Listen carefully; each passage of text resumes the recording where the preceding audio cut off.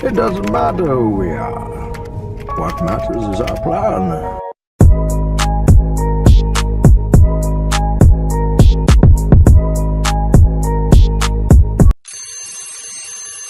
అందరికీ నమస్తే.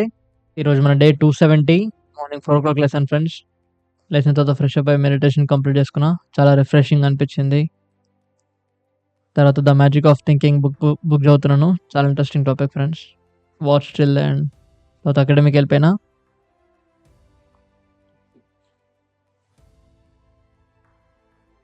అకాడమీలో వార్మప్ అంతా ఫినిష్ చేసుకొని ర్యాప్స్ కట్టుకుంటున్నా. తర్వాత ప్యాడింగ్ చేసినాం అనమాట. Some kicks, punches. ప్యాడింగ్ చాలాసేపు చేసినాం. బాడీ అంతా ఫ్లెక్సిబుల్గా ఉండాలని. అండ్ ఇంకోటి ఏంటంటే ఎక్కువ పవర్ పెట్టలేదన్నమాట. లైట్ పవర్తోనే చేసినాం ప్యాడింగ్ అంతా. చాలాసేపు చేసినాం padding. Different punch combinations, different kick combinations, స్పీడ్గా ఉండడానికి, పవర్ ఉండడానికి. తర్వాత డిఫరెంట్ లెగ్ కిక్స్ నేర్పించారనమాట మాస్టర్. అంటే ముందే తెలుసు, బట్ మాస్టర్ ఎలాంటి టైమింగ్స్కి యూజ్ చేయాలని. సో ఇద్దరు అపోనెంట్స్ మధ్య అంత గ్యాప్ ఉన్నప్పుడు అట్లా ముందుకు రాగానే కిక్ పడాలన్నమాట. ఇట్లా ముందుకు వాళ్ళ బాడీ మూమెంట్ కనపడగానే కిక్ పడాలి. సో ఇదే టెక్నిక్ అనమాట. చాలా బాగుంది.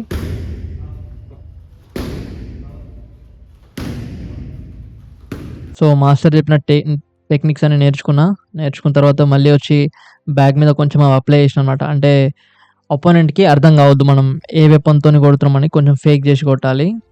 సో అలాంటి కొన్ని చిన్న ట్రిక్స్ అనుకోవచ్చు, టెక్నిక్స్ అనుకోవచ్చు, అవి కొంచెం నేర్చుకున్నాను అనమాట. తర్వాత యాబ్స్ వర్కౌట్ చేసినాం, స్టమక్ వర్కౌట్, అంటే కొంచెం కోర్ స్ట్రెంత్ అవ్వాలని. దీంతో వర్కౌట్ అంతా ఫినిష్ చేసుకున్నాం ఫ్రెండ్స్. వర్కౌట్ అయిపోయిన తర్వాత అక్కడ నుండి ఇంకొక అకాడమీకి వెళ్ళిపోయినాం అనమాట, వేరే అకాడమీకి. అక్కడ మనకి రింగ్ ఉంది కదా, రింగ్లో ప్రాక్టీస్ చేద్దాం అనుకున్నాం. బట్ అక్కడ నా registration process almost more than 1.5 hours time పట్టింది. చూడండి, అక్కడ మాస్టర్ వెయిట్ చేయలేక పడుకున్నారు కూడా.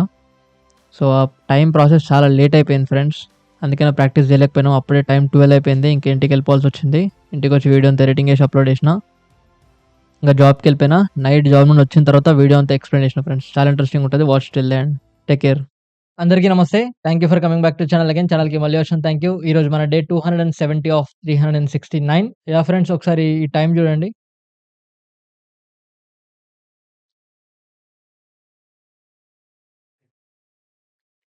The time is 10:20.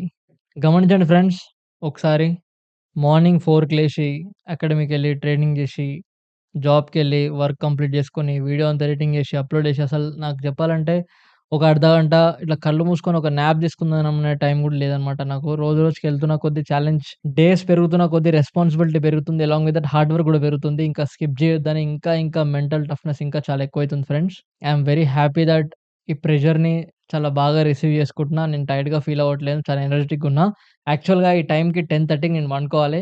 బట్ ఈ టైంకి కూడా నేను వచ్చి కూర్చొని రికార్డింగ్ చేస్తున్నా అంటే లైఫ్ చాలా చేంజ్ అయింది. ఈ ఛాలెంజ్ నన్ను చాలా హెల్ప్ చేస్తుంది. చాలా పుష్ చేస్తుందనమాట నన్ను. నా లిమిట్స్ దాటి మరి పుష్ చేస్తుంది.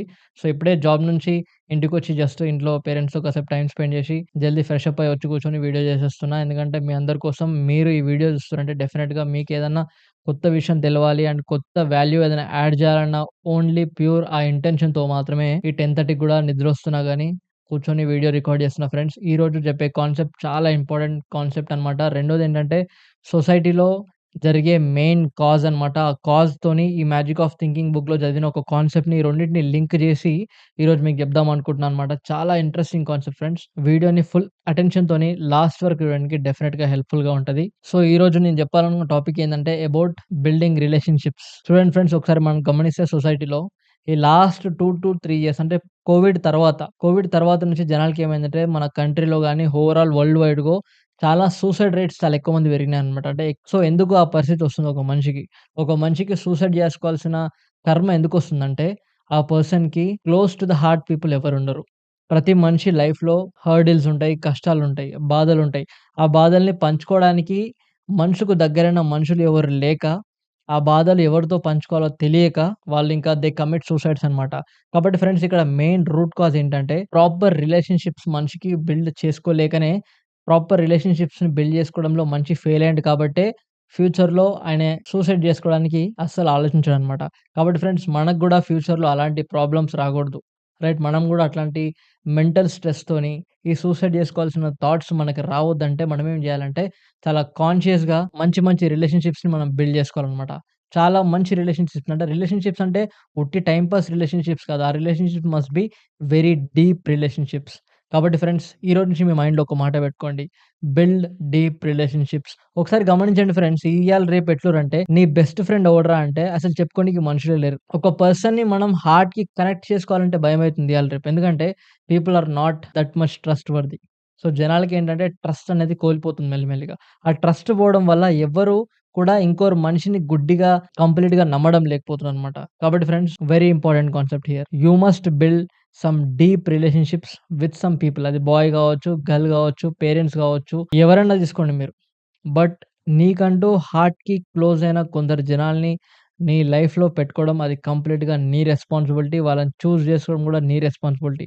ఎందుకంటే నువ్వు కష్టాల్లో ఉన్నప్పుడు వాళ్ళే నిన్ను ఎమోషనల్‌గా సపోర్ట్ చేస్తారు. అండ్ ఇంకోటేంటంటే జనాలతో మనకి డీప్ రిలేషన్‌షిప్స్ ఉండాలి అంటే ఫస్ట్ మన లోపట మెయిన్‌గా మనం అవాయిడ్ చేయాల్సిందేంటంటే మన లోపట ఇగో అనేది ఉండొద్దు. ఎప్పుడైతే నీ లోపట ఇగో ఉంటదో నువ్వు వేరే వాళ్ళకి సరెండర్ గావు.